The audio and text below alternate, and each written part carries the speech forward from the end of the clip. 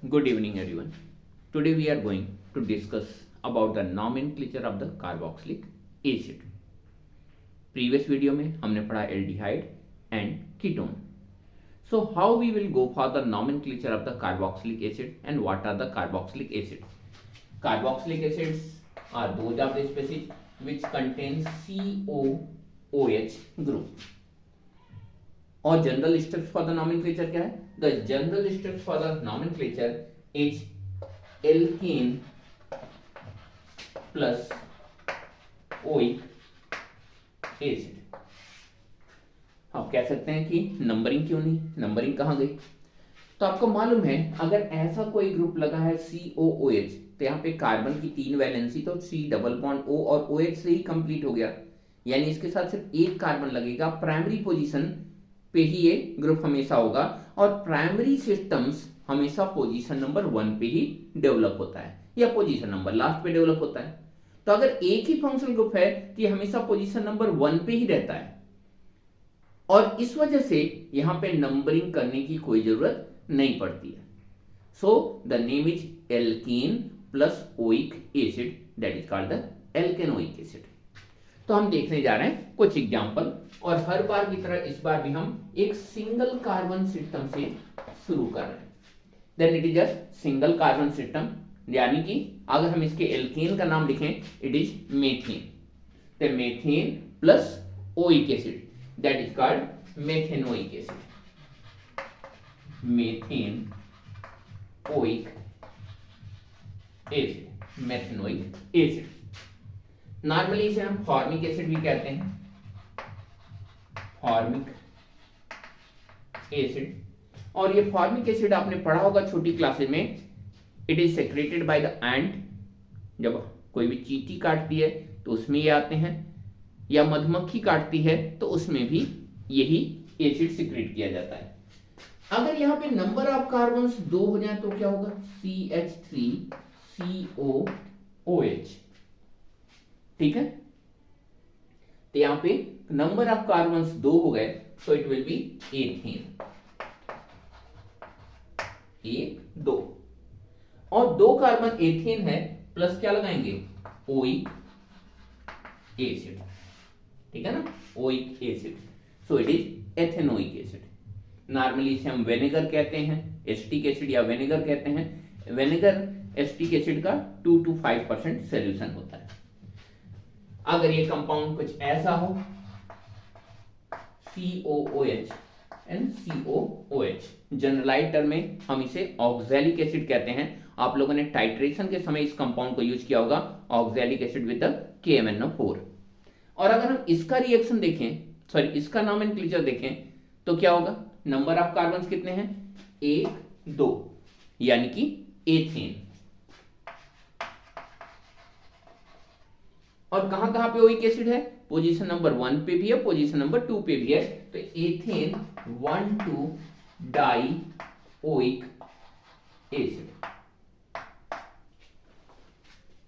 Ethane 1,2 die oic acid. 1,2 नहीं भी लगाओगे तो एथेन डाई ओइक भी सही होगा, क्योंकि 1 और 2 पोजीशन पे ही बन ही रहा है और कोई पोजीशन आ ही नहीं रहा जहां पर इसका नॉमेनक्लेचर हो पाए. Then this is the carboxylic acid. एक बड़े चेन की बात करते हैं, double bond O and OH. अब अगर हम यहां पे देखें तो सबसे पहले how many number of carbons are there? 1 2 3 4 5 6 7 8 and 9. 9 carbons को क्या बोलते हैं? It is nonane. Plus again oic acid, then nonane plus oic acid, that is called nonanoic acid. I think it's clear. लेकिन अगर एक से ज्यादा फंक्शनल ग्रुप हो तब क्या?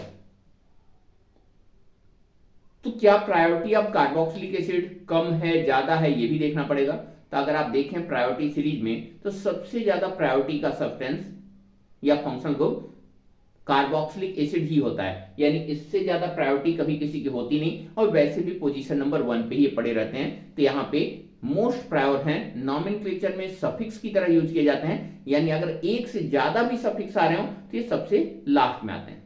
तो हम एक ऐसा कंपाउंड लेने की कोशिश कर रहे हैं जिसमें एक से ज्यादा फंक्शनल ग्रुप लगे हुए हों। यहां पे हमने ये 3 अलग अलग कंपाउंड्स लिए हैं जिनके नॉमेनक्लेचर को हम देख रहे हैं। तो सबसे पहले यहां पे देखिए COOH ग्रुप लगा है, यहां पे OH ग्रुप लगा है, एक एल्कोहल है, एक कार्बोक्सिलिक एसिड है। एल्कोहल का सफिक्स ऑल होता है, कार्बोक्सिलिक एसिड का सफिक्स ओइक एसिड होता है।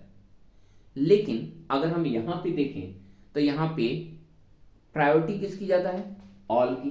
तो अगर ये ग्रुप प्रीफिक्स की तरह यूज किया जा सके तो हम प्रीफिक्स की तरह इसके नाम को लिखेंगे। और आपको मालूम है एल्कोहल का प्रीफिक्स होता है that is called the hydroxy.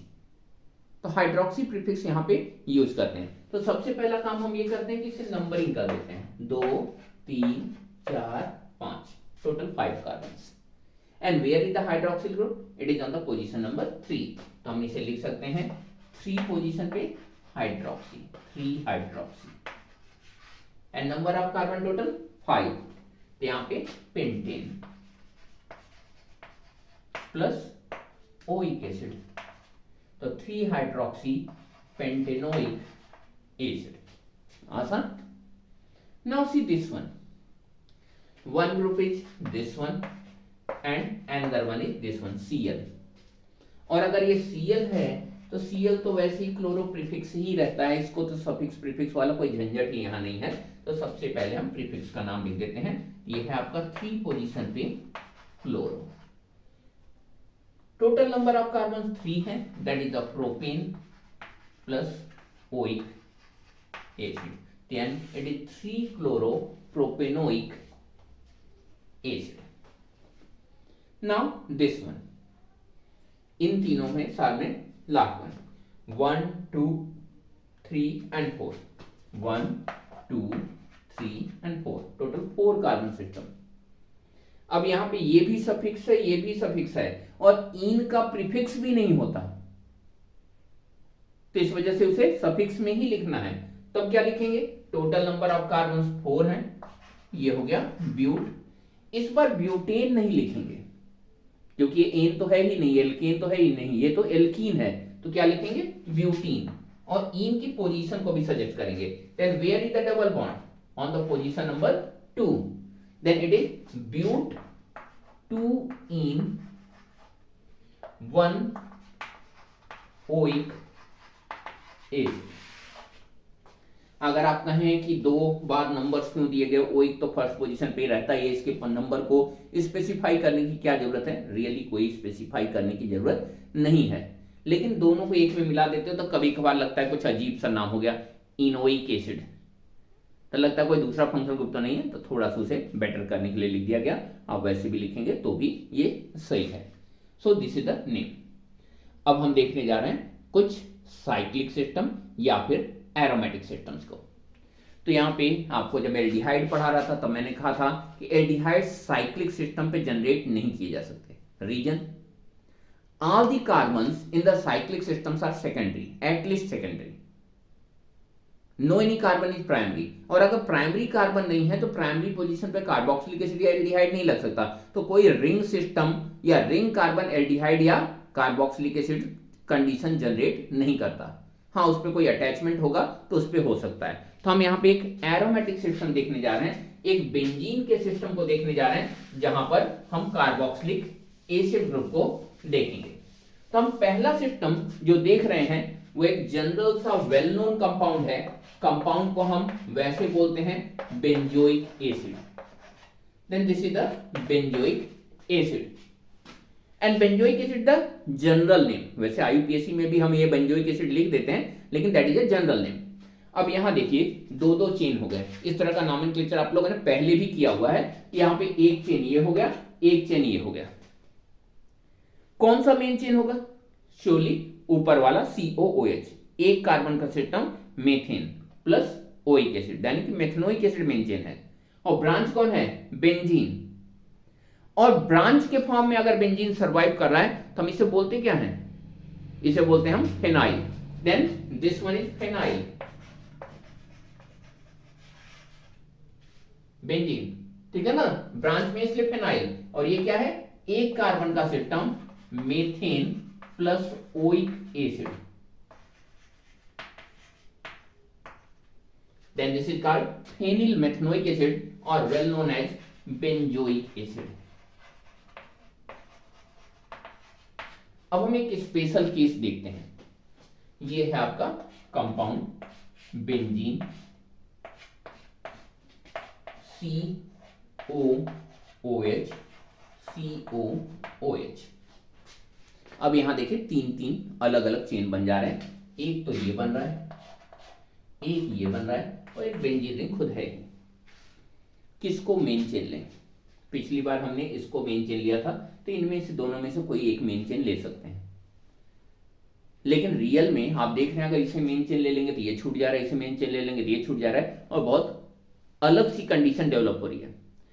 ऐसी किसी भी कंडीशन में जहां पर ये कार्बोक्सिलिक एसिड वाला कार्बन, ये COOH वाला कार्बन काउंट ना हो पा रहा हो, ऐसे कंडीशन में हम इस COOH ग्रुप को कार्बोक्सिलिक एसिड ही लिख देते हैं, कार्बोक्सिलिक एसिड। अभी तक हम सफिक्स क्या लगा रहे थे, ओइक एसिड, लेकिन COOH की काउंटिंग ना हो तो इसे कार्बोक्सिलिक एसिड बोलते हैं। तो यहां पे अगर इनकी काउंटिंग नहीं कर रहे हैं तो ये मेन चेन हो गया, बेंजीन रिंग ही मेन चेन हो गया, ये हो गया आपका बेंजीन। कहां कहां पे कार्बोक्सिलिक एसिड है, पोजीशन नंबर 1 पे, पोजीशन नंबर 2 पे, ठीक है ना। ये हो गया बेंजीन 1 2। कितने कार्बोक्सिलिक एसिड है, 2, di carboxylic acid, carboxylic acid, then this is benzene 1 2 di carboxylic acid. वैसे इस कंपाउंड का एक जनरलाइज्ड नेम भी है, that is called the phthalic acid. Spelling थोड़ी सी अलग है, पीएच यहां पे साइलेंट रहता है, वैसे पीएच के साथ पढ़ देंगे तो थैलिक एसिड हो जाएगा, ये होता है phthalic acid. Then this is called the phthalic acid, a unique condition in the benzene ring. वैसे हमारे सिलेबस में इतने ही कंपाउंड्स हम यहाँ पे आपको पढ़ा रहे हैं। वैसे नॉमेनक्लेचर करने के लिए आपके पास ईस्टर है, ईथर है, एमीन है, एमाइड है, साइनाइड, नाइट्राइल जिसे भी आप बोल सकते हैं, आइसोसाइनाइड है, और भी बहुत सारे कंपाउंड्स हैं, लेकिन हम बस इतने ही कंपाउंड्स का यहाँ पे नॉमेनक्लेचर देख रहे हैं। हम नेक्स्ट क्लासेज में देखेंगे reactions, attacking groups, electron movement etcetera, यानी हम रिएक्शंस की तरफ चलेंगे, किस तरह से रिएक्शंस होते हैं, किस तरह से कंपाउंड स्टेबलाइज होते हैं। तो नॉमेनक्लेचर हम इतने ही कंपाउंड्स का पढ़ रहे हैं, तो नॉमेनक्लेचर यहीं पे ओवर होता है। अगले वीडियो में हम देखेंगे नेक्स्ट टॉपिक, तब तक के लिए thank you and have a nice day.